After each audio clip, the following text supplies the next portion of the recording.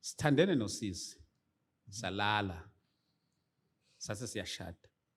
Kukhona yini okubi mhlawumbe Ngabazalwane nobabili. Singabazalwane. Okungaphazamisa umshado wethu. Mhlawumbe ngiqale ngayo Bombo. Imake nithandene senilobolene noma because by mawuthi nithandene nabe senalala.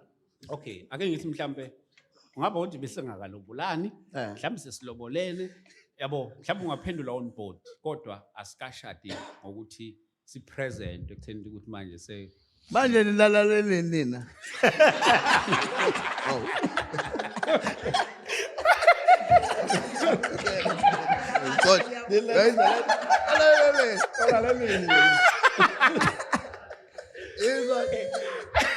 Okay, during the process of Jola.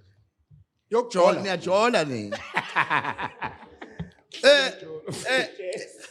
That's why the topic